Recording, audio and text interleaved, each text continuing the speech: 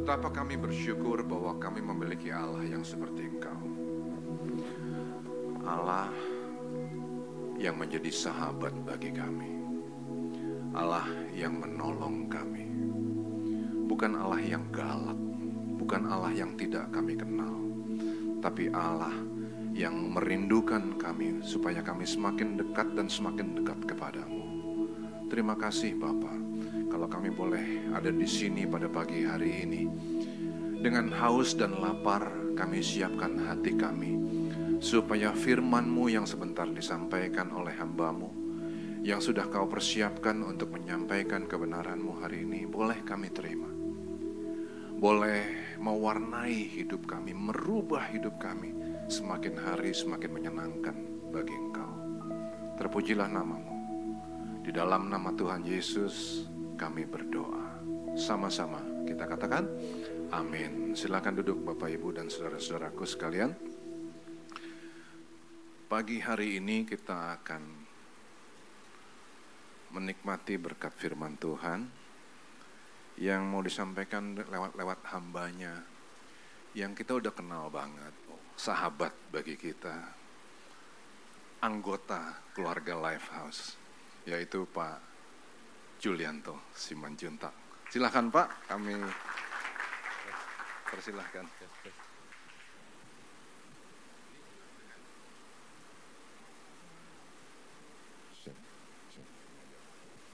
Thank you, Pak Ruli. Wah, ini menjelang ulang tahun Lifehouse yang keempat ya, bulan Maret. Perkembangan gereja ini terbilang pesat. 4 bulan lalu saya khotbah di sini, itu pemuda hanya 7 orang. Saya dengar sekarang udah lebih dari 50, betul ya? Dan sebelum pandemi saya biasa terbang 100 kali dan lebih setiap tahun. Yang paling tidak enak pada waktu terbang itu adalah take off. Disuruh mengencangkan sabuk pengaman ya. Dan khotbah menurut saya kita siap-siap untuk fasten your seat belt ya. Saudara, pesawat Lifehouse ini dinakodai 4 pilot. Yang saya tahu pilot utama ada Pak Ruli, ada Pak Budi, dan ada Pak Suranta. Ada Pak Wigan sebagai gembala tentunya. Dan ada begitu banyak co-pilot yang membuat gereja ini terbang dengan sangat pesat. Saya tadi belum lihat Pak Suranta. Apakah izin ya? Saudara, saya ini diundang, saya adalah dosen, jadi siap-siap saudara agak ngantuk-ngantuk dikit ya. Dan ada 3 yang saya tahu, 4 ya, yang sekolah di lembaga counseling kami, selain Ibu Ella, ya, Pak Suranta, ada Ibu Nancy, dan namanya siapa? Ya? Kiki ya? Oke. Nah, saudara, saya datang dengan istri saya bangga mengenalkan istri Saraswita, bisa berdiri dan bisa diberi tepuk tangan ya. Saudara, tema kita pada pagi ini memang tidak begitu enak. Ya, sorry, ini bukan kebaktian duka. Ya. Tapi banyak orang yang tidak pernah benar-benar memikirkan atau mempersiapkan kematian yang sukses. Ya. Umumnya kita mempersiapkan adalah kehidupan yang sukses. Saya senang karena Raja Salomo pernah mengingatkan bahwa lebih baik pergi ke rumah duka, ya, ke rumah orang meninggal, daripada ke rumah pesta. Pertanyaannya, kenapa lebih baik melayat ke rumah duka? Saya rasa rumah duka itu membantu kita memikirkan persiapan kematian kita sendiri. Karena boleh dibilang di tengah kesibukan kita, jarang kita memikirkan kematian, kecuali waktu kita di rumah duka. Benar tidak? Nah, saudara, itu sebabnya kenapa tema ini satu tema favorit yang sudah saya tulis dalam satu buku yang berjudul Hidup Berguna, Mati Bahagia.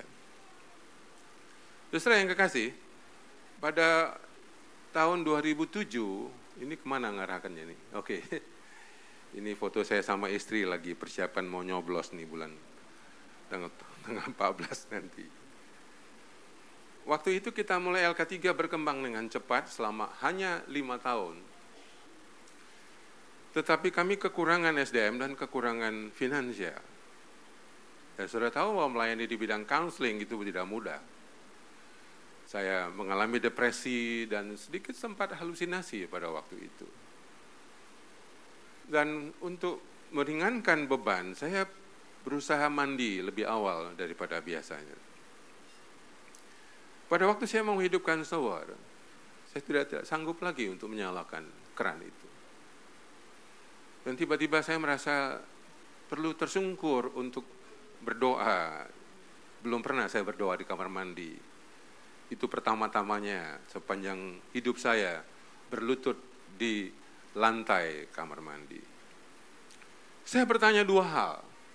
Yang pertama ialah, Tuhan, kalau saya mati, saya bawa apa? Biasanya pikiran orang depresi adalah kematian. Pernah saudara membayangkan kematian waktu depresi? Untung ada teman saya pada ngangguk-ngangguk. Dan pertanyaan kedua, kalau saya mati, saya tinggalkan apa? Saya tidak bangkit dari sujud saya sebelum Tuhan menjawab. Dan dalam percakapan imajiner itu, saya mendapat jawaban bahwa kalau saya mati, tidak akan membawa apa-apa. Saya hanya akan membawa keluarga dan orang-orang yang saya cintai berdiri di depan tahta pengadilan Tuhan. Dan pertanyaan yang kedua, saya mendapat jawaban bahwa kalau saya mati, saya akan meninggalkan karya, nilai yang diteruskan oleh anak cucu saya. 2 jawaban pendek itu membuat saya bersemangat, dan saya bangkit, dan saya mandi, dan saya segar kembali. Pada waktu itulah pertama kali saya tahu apa yang saya akan bawa waktu saya mati dan apa yang saya tinggalkan waktu meninggal dunia. Sekali lagi saudara, di dalam dunia yang sangat sibuk, kita terus mempersiapkan kehidupan yang sukses, bisnis yang sukses, karir yang gemilang.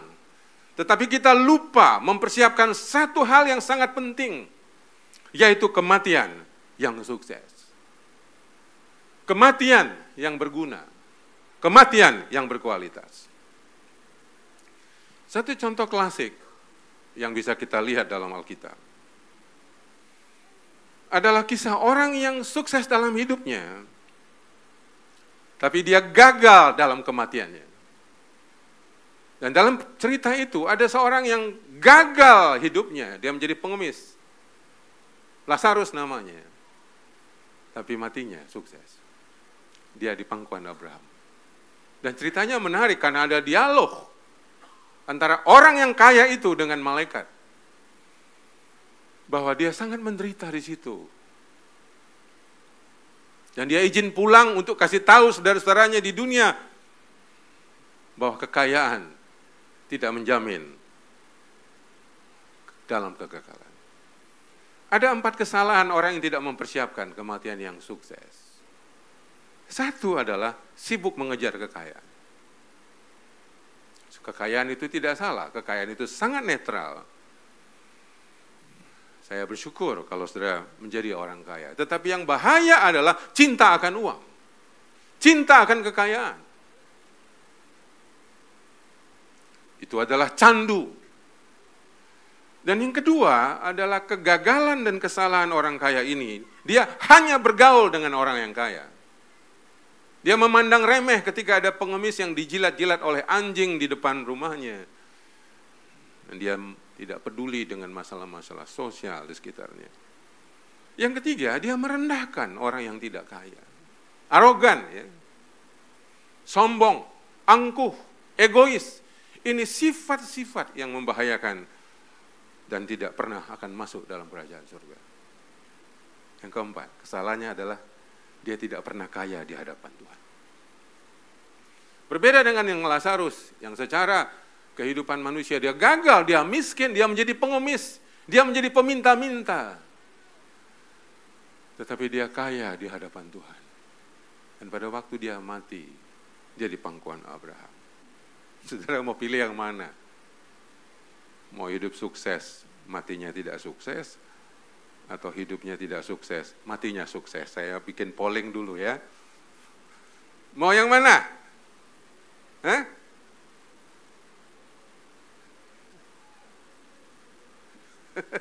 Selalu jawab dua-duanya gitu kan? Betul nggak? Ya boleh aja. Tapi saudara, berapa waktu yang kita investasikan? Berapa pemikiran dan emosi yang kita luangkan untuk benar-benar mempersiapkan kematian yang sukses? Saya bangga dengan ayah mertua saya karena dia menjadi ayah angkat yang mengganti figur ayah kandung saya yang adalah seorang pecandu. Dia guru besar dalam ilmu pemerintahan. Dia pernah mengatakan, hidup itu pertama-tama tidak penting umur yang panjang. Kalau kita ulang tahun kan begitu kan, berdoa umur panjang gitu kan. Tapi dia mengatakan itu bukan hal yang terpenting dalam hidup kita. Hal yang paling penting adalah seberapa kita berguna. Seberapa hidup kita dirasakan oleh orang-orang di sekitar kita. Kalau orang suka bilang seberapa dampak kita untuk orang-orang yang ada di sekitar kita. Jadi saudara, prinsipnya ayat tadi dalam Lukas pasal 16 mengajarkan bagaimana mempersiapkan kematian yang sukses. Yaitu agar hidup kita bermakna dan berujung mati bahagia. Maka buku yang saya tulis adalah Hidup Berguna, Mati Bahagia. Dan satu ayat yang dulu zaman masih Ahok menjadi gubernur, sangat populer, Filipi 1, ayat 21.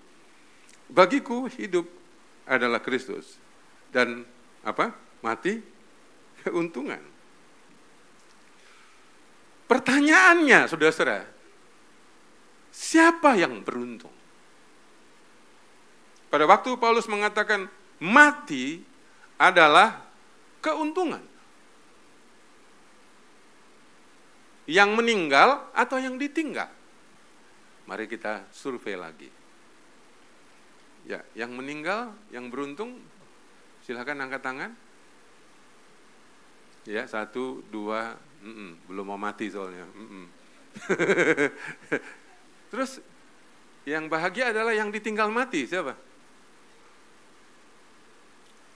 Belum kepengen ya. Sudah membayangkan, secara dogma pasti kita bilang, oh ya dia akan masuk surga. Paulus juga mengatakan, dia rindu sekali bertemu dengan Tuhan. Tapi oleh karena dia masih mau mengabarkan Injil, dia masih ingin hidup untuk memberi buah kepada Tuhan. Nah, saudara yang kekasih, saya mau mulai dengan 2 cerita untuk ayat ini. Bagiku hidup Kristus, mati adalah keuntungan. Teman saya bercerita, dia kaget sekali. Karena waktu dia melayat, temannya yang ditinggal suami, meninggal suaminya, sama sekali tidak sedih. Dia perhatikan, jangan-jangan karena dia orang gereja yang imannya kuat gitu. Dia perhatikan dengan sesama. Dia cuma tunduk kepala tapi tidak ada raut wajah sedih. Waktu dia pulang, seperti biasa, cipika-cipiki. Dia bilang, kawan, aku salut sama kau. Kenapa? Kata yang berduka ini. Lah suamimu meninggal. Kamu tegar sekali. Nggak ada kamu sedih. Hebat ya kamu, tabah. Temannya jawab, bukan kawan. Udah lama aku tunggu kematiannya. Kau kan tahu hidup suamiku. Lebih baguslah dia mati. Saya khawatir ada istri Anda yang nunggu Anda mati. Nanti malam boleh dicek. Apa artinya? Dia hidup tapi tidak berguna. Dia merugikan istrinya, mungkin juga anaknya.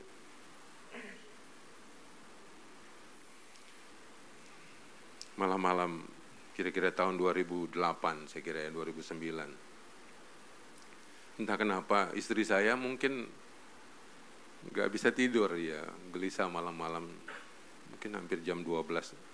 Dia bangunkan saya, udah setengah tidur. Pak, bangun dulu kau, katanya gitu kan. Ada apa, Ma? Ada yang mau kutanya. Aku udah ngantuk, Ma. Ada yang mau kutanya dulu, katanya. Kalau aku mati kau kawin lagi enggak? Ma, ini enggak pernah ditanya. Saya langsung bangun, saudara. Langsung saya bersandar di dinding. Ini ada apa pula ini ya? Maksudmu apa? Enggak. Aku mau tahu aja kalau aku mati, kau kawin lagi enggak? Kawinlah, aku bilang. Aku kan laki-laki. Masih muda kan waktu itu, 2009 ya. 15 tahun yang lalu. Terus dia bilang, oke, kalau kau kawin lagi aku izinkan. Asal kau cari istri yang sayang sama anak-anak kita. Itu aja pesanku sama kau. Jadi saya sudah dapat surat izin menikah lagi. Tapi percakapan itu menggelitik hati saya. Terus saya bilang, gantian dong, Ma. Kalau aku yang mati, kau kawin lagi enggak? Dia jawab, enggak. Aku enggak kawin lagi. Wah, saya kagum sekali dapat jawaban itu ya. Saya enggak kawin lagi. Saya akan sendiri. Dan saya bilang sama istri saya, Ma, udah ya jangan kau ganggu aku. Kenapa, Pak? Mau kubayangkan dulu kau mati. Jadi saya tutup mata, bersandar di dinding kamar. Dan saya kuat, saya sebagai konselor, imajinasi saya kuat. Saya membayangkan dia di peti mati, ada di rumah duka. Hanya beberapa detik. Saya menangis dan saya bangun, saya buka mata saya. Saya bilang, Ma, janganlah kau mati dulu, belum siap aku. Bolehlah nanti malam cakap-cakap di kamar ya. Tapi biar seru jam 1 kau bangun di suamimu. Biar agak setengah sadar dia. Justru kematian itu menarik. Saya ingat waktu ayah ibu saya meninggal. Keduanya meninggal berjarak 7 hari. Ibu saya 17 Januari tahun 1988.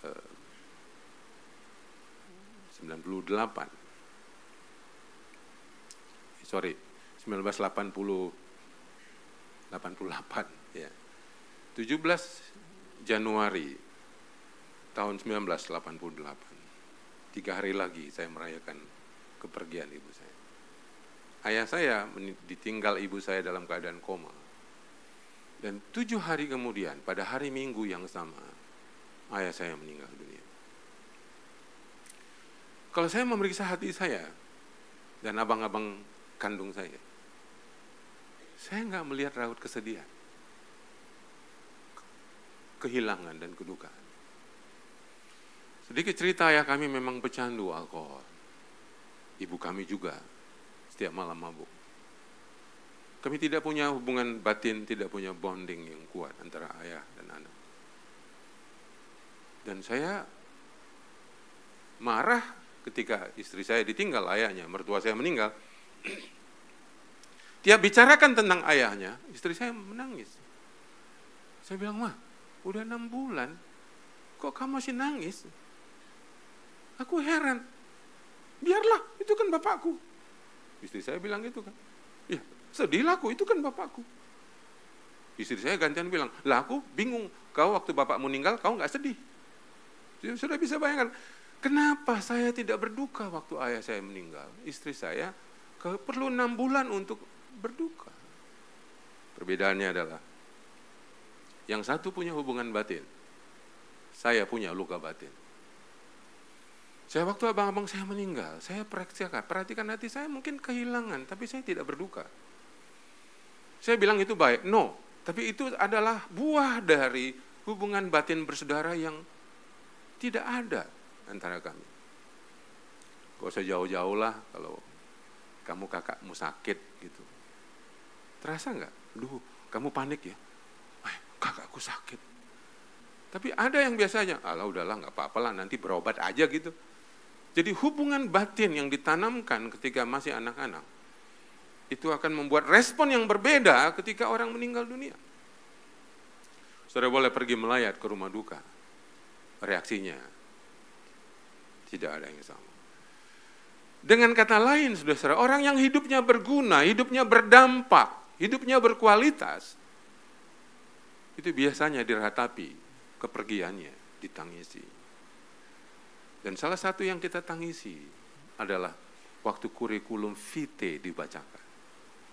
Di situ kenangan muncul, memori mencuat ke permukaan kita. Kalau boleh jujur saya mengatakan, hidup itu sesungguhnya mempersiapkan kurikulum vitae yang akan dibaca waktu kita meninggal dunia. Saya nggak tahu budaya suku lain, tapi saya ini orang Batak ya, dengan Pak Ruli. Kalau pokoknya ada orang meninggal tuh, yang paling penting disiapkan malam adalah kurikulum vitae, ditulis dengan baik-baik. Apa saja karya orang yang meninggal. Nah, di sini kalimat Paulus itu sangat penting. Bagiku hidup adalah Kristus, mati adalah keuntungan. Saya percaya yang beruntung bukan hanya yang meninggal karena bertemu Tuhan. Yang beruntung adalah yang ditinggal, merasa beruntung pernah hidup dengan orang yang meninggal itu. Atau seperti istri yang ditinggal suaminya. Dia merasa rugi, lu cepat mati, gua untung.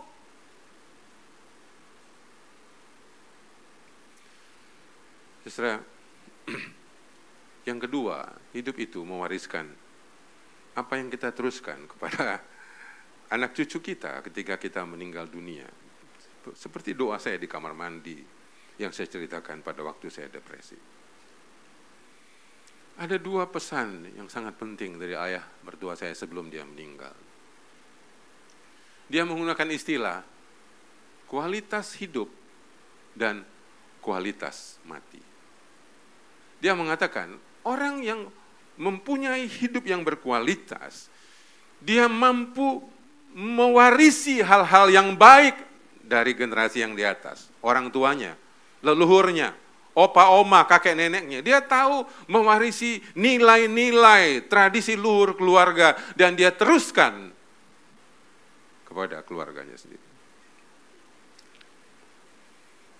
Iman Kristen, sebagai orang percaya kita juga mewarisi begitu banyak dari bapak-bapak gereja, dari bapak-bapak orang beriman, Abraham, Ishak, Yakub. Tapi saudara juga kita perlu mewarisi sejarah keluarga. Apa nilai-nilai yang baik? Apakah itu teladan? Apakah itu yang kita sebut ajaran, nilai, karya, kehadiran? Itu akan sangat berbekas.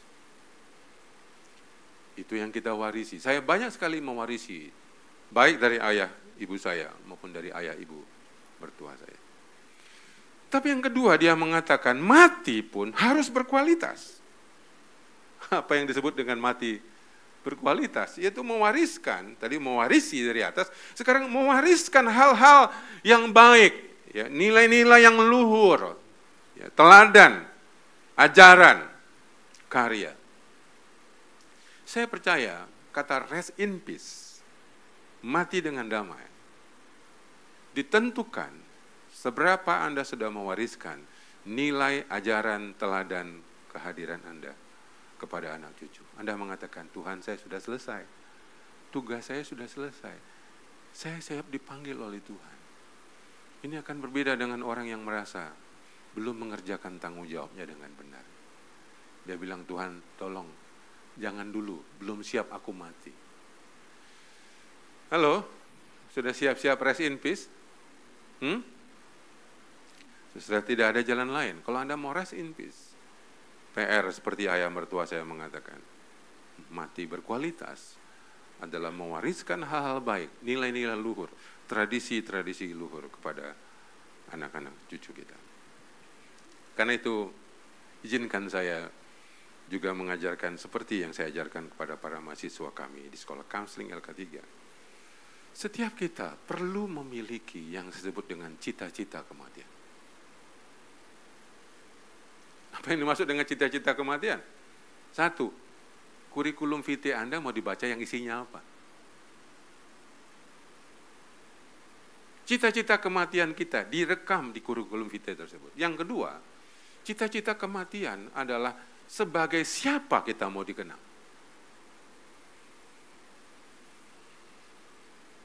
Yohanes pernah mencatat, dia mengatakan, dia akan puas meninggal kalau anak-anaknya hidup dalam kebenaran. Paulus mengatakan dia akan puas dipanggil Tuhan kalau dia memberi buah bagi Kristus.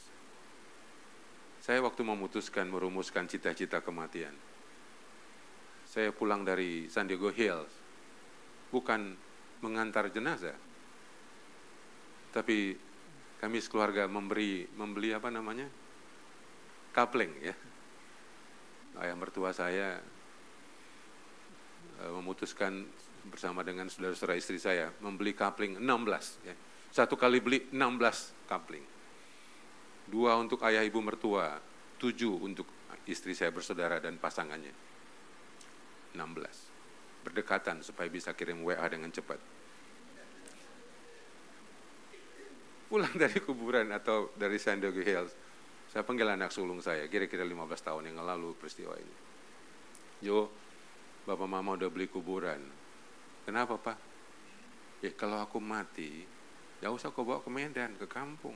Kubur aja di San Diego Hills. Ah, Bapak, katanya begitu ya. Dia pikir saya bercanda. Enggak. Pokoknya udah tahu kau bahwa kuburkan di situ. Satu pesan Bapak, tolong tulis di batu nisanku. RIP, Julianto Simanjuntak. Di sini makam seorang kaunselor. Kalau Tuhan berkenan, saya ingin mati sebagai seorang kaunselor.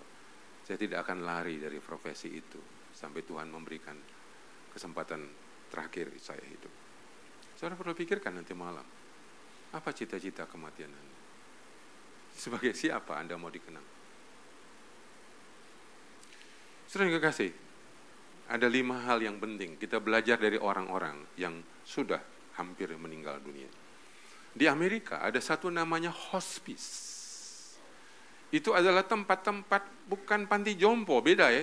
Ini orang yang memang benar sudah sakit parah, menunggu kematian kira-kira 3-6 bulan ditaruh oleh di hospice dengan semua banyak peralatan di dalamnya.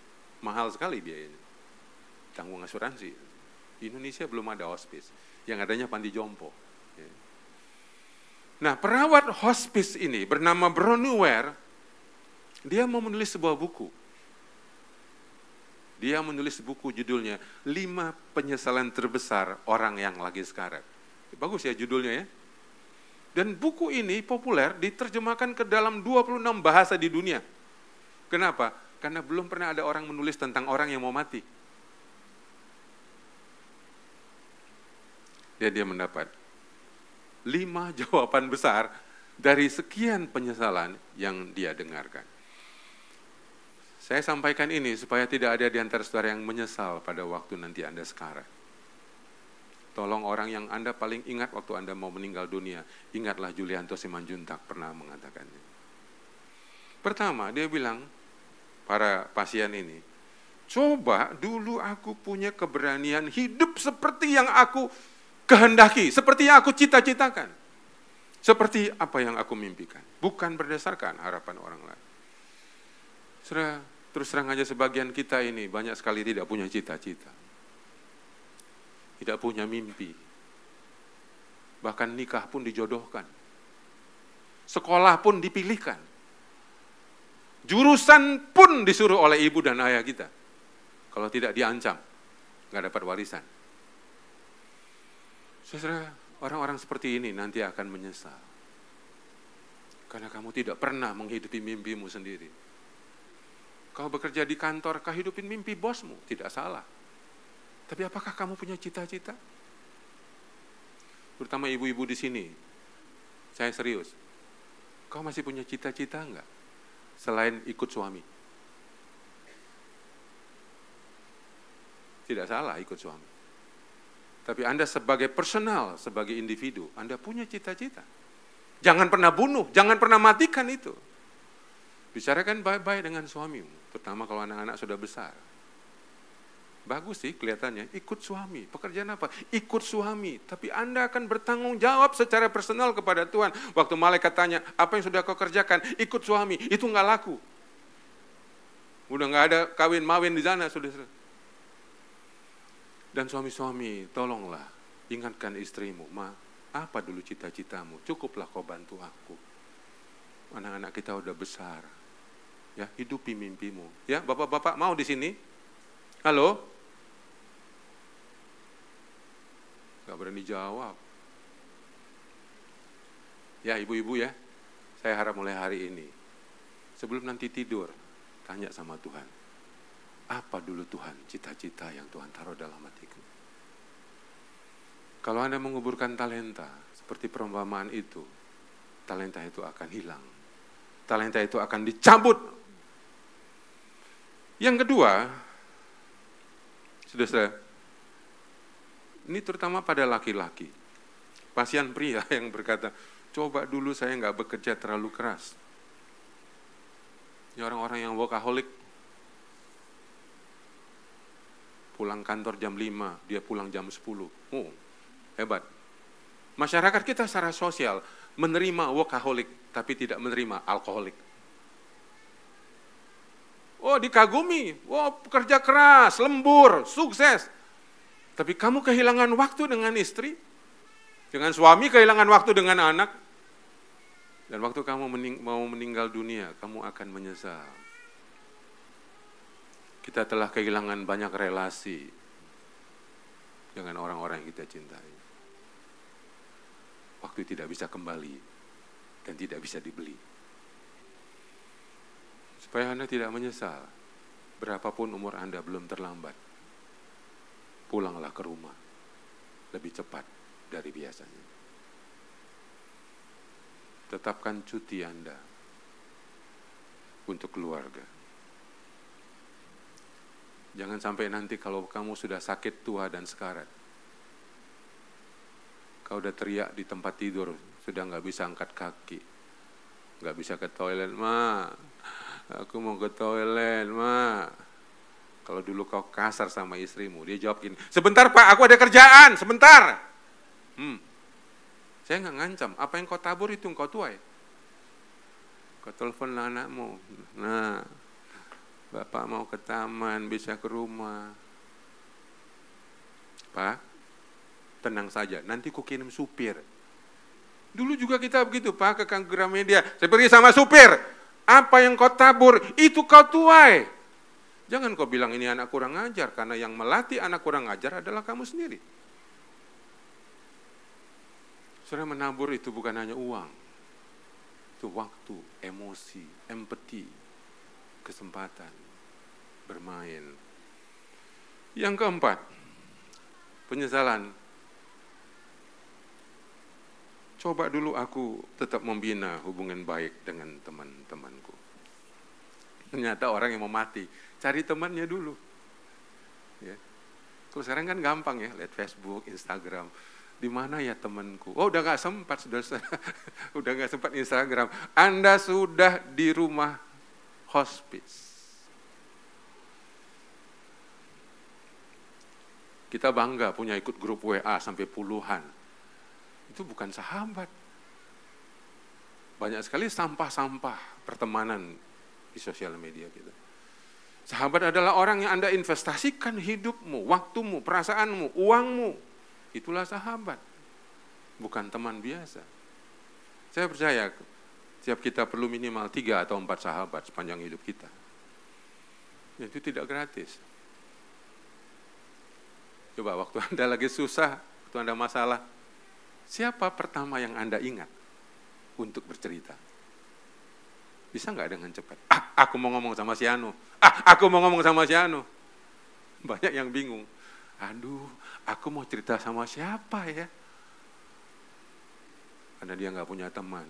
Dia curhat sama anjingnya. Dia curhat sama kucingnya. Nggak salah. Tapi saudara, kucing tidak bisa merespon. Paling gini-gini ekornya. Ya nggak salah. Saya rasa bagus sekali Anda punya peliharaan binatang. Tapi nggak cukup. Saya bersyukur komunitas LK3 mempunyai banyak sahabat-sahabat. Ketika saya bermasalah dengan anak saya tahu pergi ke psikolog mana. Ketika anak saya depresi, saya tahu ke psikiater mana yang terbaik. Saudara yang kekasih, nanti kalau kamu udah mau meninggal, kamu mencari teman-temanmu. Tapi kalau kamu sudah lama tinggalkan, dia nggak akan ingat kamu lagi. Rawatlah mulai hari ini. Bikin dia agendamu. Makan sama siapa, minum sama siapa. Yang terakhir adalah, coba dulu saya serius membahagiakan diriku. Ternyata banyak orang yang mau mati ini tidak punya keterampilan self-love. Tidak cakap mengasihi diri sendiri. Dari 1.500 yang tes MMPI di kantor kami, boleh dibilang 30% psikolognya mengatakan, kamu cakap mencintai orang, tapi kurang bagus mencintai diri sendiri. Itu kalimat psikolognya.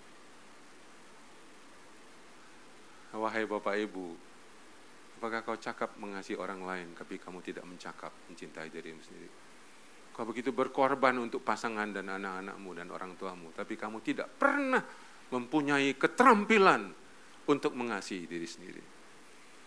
Dan Brandware menemukan, pasiennya bilang, aku ini terlalu lama berpura-pura bahagia.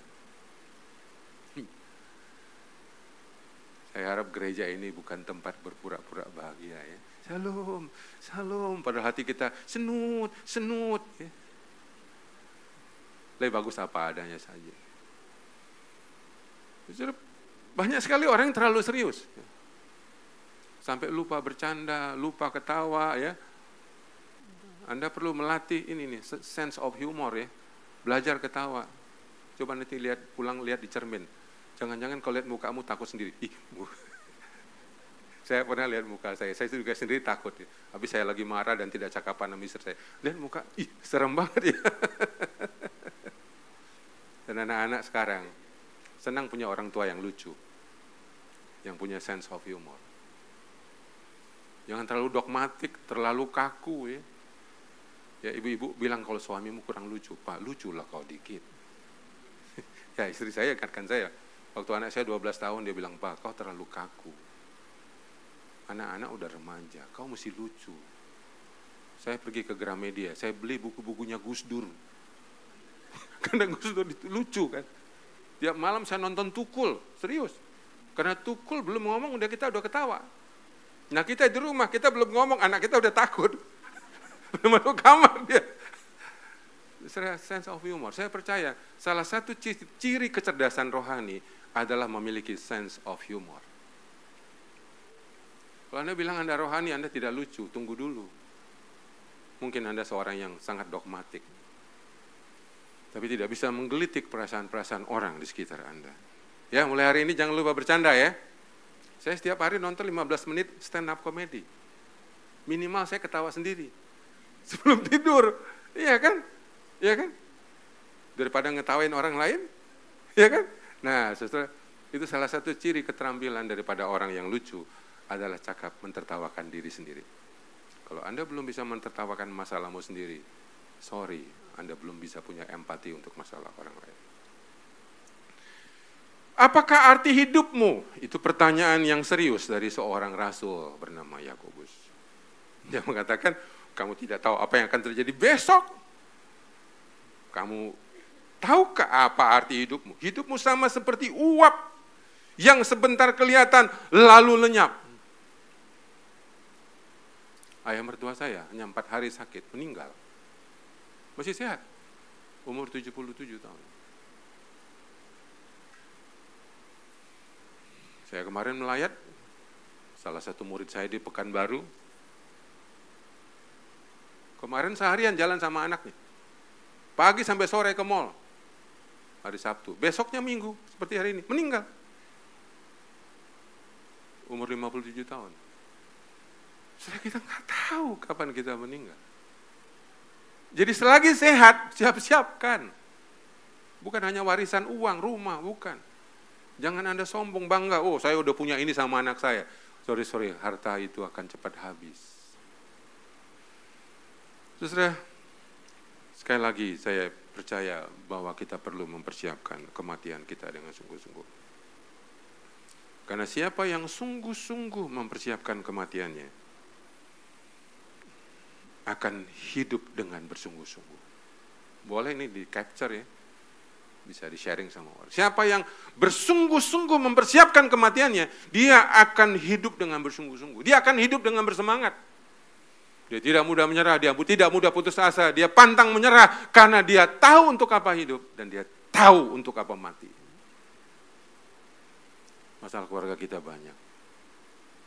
Tapi selama kita masih hidup, selalu ada anugerah yang disiapkan Tuhan untuk kita. Masalah membuat kita lebih tangguh, membuat kita lebih dekat dengan Tuhan. Yang penting adalah mempersiapkan kematian kita,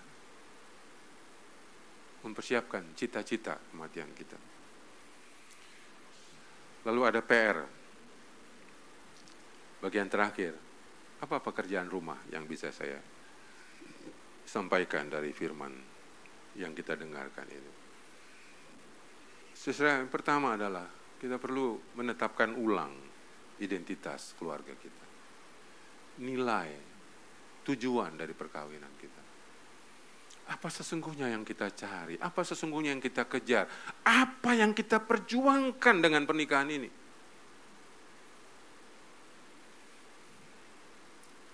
Saya rasa tujuan perkawinan bukan meniadakan masalah. Masalah akan tetap ada sepanjang perkawinan itu. Identitas keluarga kita harus pegang dengan sungguh-sungguh. Orang Yahudi, kenapa menjadi bangsa yang kuat? Mereka punya identitas. Diwariskan dari Abraham, Ishak, dan seterusnya. Identitasnya adalah kita umat pilihan Tuhan. Sampai hari ini bangsa yang luar biasa. Tangguh, resilient. Biarpun dimusuhi oleh banyak bangsa Arab, mereka tetap kuat. Mereka orang-orang yang pintar, yang ada di seluruh dunia. Karena satu ciri identitas, kita adalah umat pilihan Tuhan. Sesuai identitas ini, perlu kita tegakkan ulang. Nilai-nilai. Belum lama saya tutup tahun dengan anak-anak di Ubud. Saya menetapkan ulang 5 nilai daripada keluarga kami. Dari 10 saya peras jadi 5, karena 10 anak saya bilang, Pak, susah ngapalnya Pak. Kepanjangan, ya udah saya bikin 5. Gitu. Saudara yang kekasih, yang kedua, perlu kembali memprioritaskan keluarga kita. Bukan hanya dari segi waktu, bukan hanya dari segi uang, bukan hanya dari segi emosi, bukan hanya dari segi perasaan, tapi dari semua hal. Dan itu dibuktikan Anda punya kalender untuk keluarga. Hari apa dengan anak yang pertama? Hari apa dengan pasanganmu? Kapan liburan tahun 2024? Halo? Kalender keluarga sangat penting, mulai dari kalender harian, mingguan, bulanan, dan tahunan. Saya udah bikin perusahaan, lembaga saya akhir tahun lalu kami ke Bali, Pak Ruli. Udah bikin rencana LK3 setahun. Ya, saya udah lihat sendiri rencananya, sakit perut saya, saking banyaknya saudara. Tapi pertanyaannya, kita punya kalender untuk keluarga enggak? Punya agenda untuk keluarga enggak? Jangan sampai anak mau lihat HP, Pak pinjam HP-nya. Ih banyak kali agenda Bapak ya, bulan ini. Dia tanya, untuk aku kapan Pak? Mati kita. Kita memberi waktu yang terbaik untuk orang lain. Tapi kita sediakan ampas-ampas waktu untuk orang yang kita cintai. Saya mengalami korban setelah saya sibuk dari tahun 2009 sampai 2013. Bukan hanya anak saya depresi, saya pun depresi. Bukan hanya kehilangan bonding, tapi kehilangan kesehatan mental. Saya perlu 4 tahun istirahat di Salatiga. Saya tahu rasanya kehilangan bonding itu sakit sekali.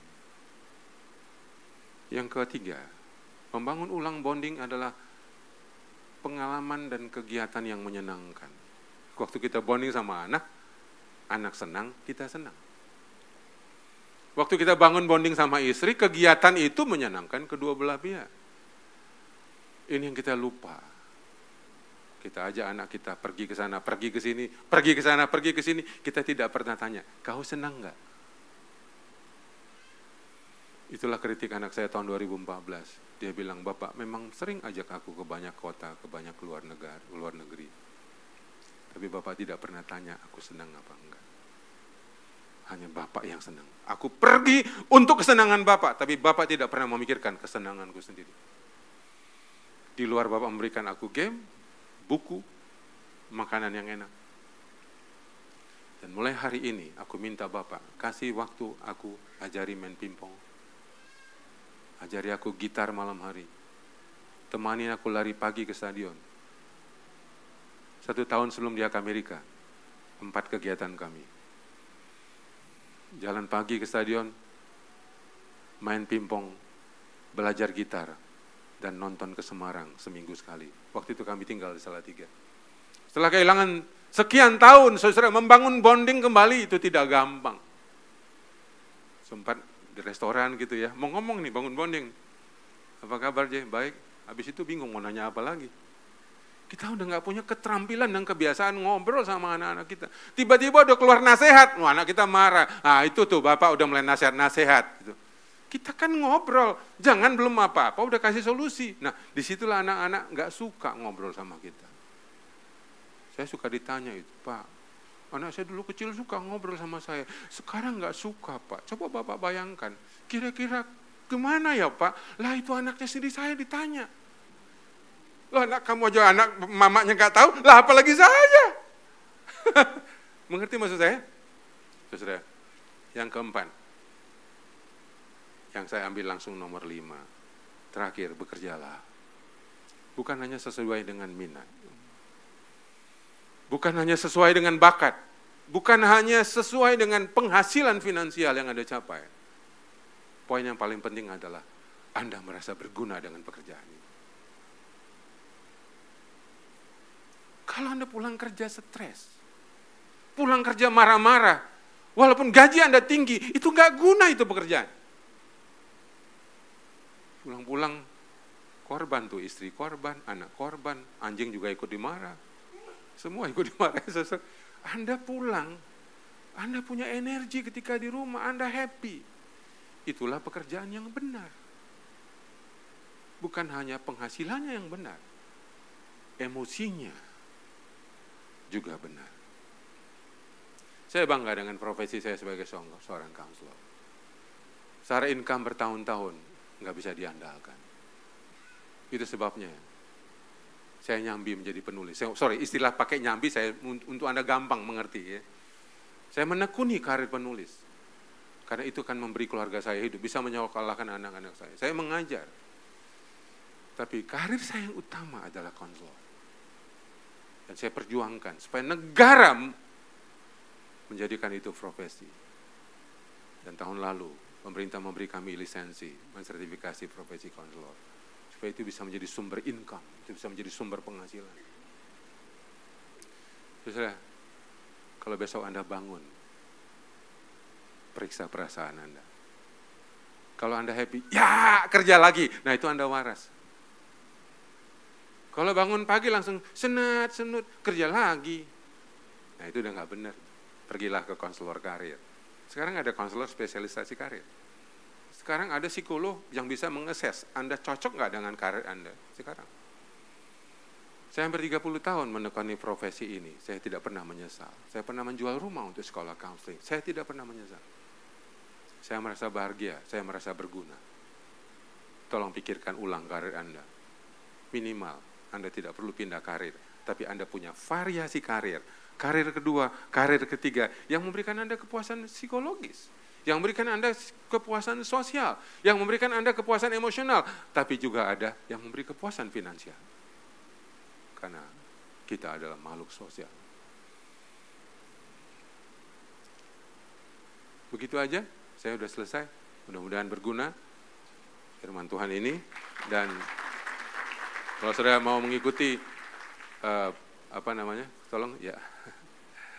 bagian daripada program lembaga kami, sekolah counseling kami yang diikuti oleh Ibu Ella, ada Ibu Nancy, juga Kiki ya, ada semua Suranta. Atau Anda boleh ikuti akun Selalu Ada Harapan, itu adalah pusat counseling kami, dilayani hampir 100 konselor yang sudah disertifikasi oleh negara, dan ada psikolog yang melayani bersama-sama kami. Sekali lagi thank you kebersamaan kita pada pagi siang hari ini. Mari kita berdoa bersama-sama. Tuhan, terima kasih kekayaan firman-Mu. Berdoa supaya Roh Kudus bukan saja memeteraikan, tapi membantu kami mengerti bagaimana mengaplikasikan. Bantu kami untuk pulang ke rumah, di mana banyak orang menunggu kami. Belajar untuk membuat kalender, rencana-rencana, agenda untuk keluarga kami panjang tahun ini. Terima kasih Tuhan, ampuni kegagalan kami, baik sebagai kepala keluarga, sebagai istri, sebagai anak. Tuhan, bantu kami juga untuk mengembangkan talenta karir kami, supaya kami bisa menumbuhkan perasaan berharga, perasaan berguna, supaya kelak kami mati bahagia.